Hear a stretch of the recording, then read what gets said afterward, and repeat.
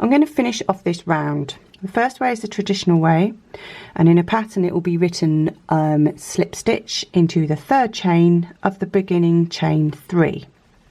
So this is often a point of where a lot of new students struggle with this part, because it's, until you've got your eye in, it's quite difficult to identify the 3rd chain of your beginning chain 3, especially if your chain is a bit tight or loose or it's become deformed. So I'll just quickly show you how to work that out. So remember, you're counting the V's of the chain. So I've got 1 there, 2 there, and the 3rd one is there.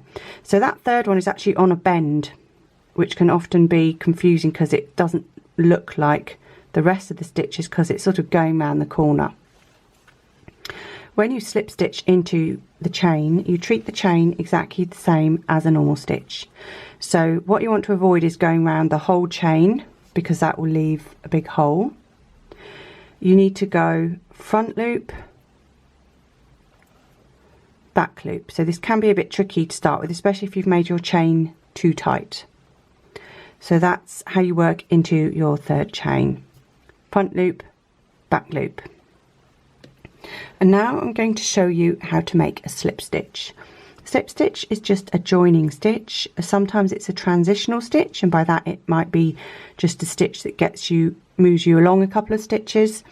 It can also be used as a decorative stitch, maybe on the top of some crochet, and then sometimes it is used as a stitch on its own in, for example, Bosnian crochet, where all the stitches are slip stitch. Creates a very, very dense fabric. You often need to actually have a special hook for.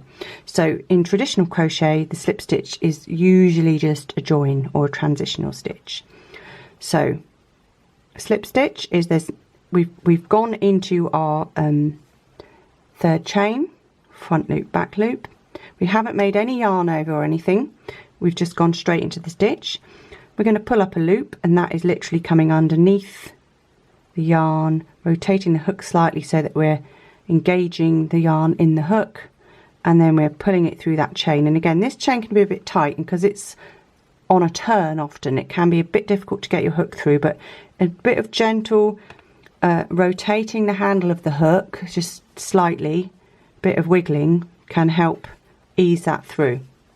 The next step is, once you've got it through the chain or whatever stitch you're slip stitching to, you are then going to continue pulling that same loop through the 1st loop, the 2nd loop on your hook, like that. So as you can see, that has not created very much bulk or created a very visible stitch as such. It has actually created a very small stitch that's quite flat and short, but for all intents and purposes it's there to be a join and as invisible as possible. Now let's say you want to finish this colour and you want to join another colour. So how do I fasten off after I've done my slip stitch join? So it's pretty easy. You just cut the yarn, leaving a reasonable tail, maybe about 12 centimetres or so for sewing in later. And you go as if to make a chain, so you yarn over and then you pull that tail end all the way through, and then just pull the tail end tight, and it will leave a little knot like that.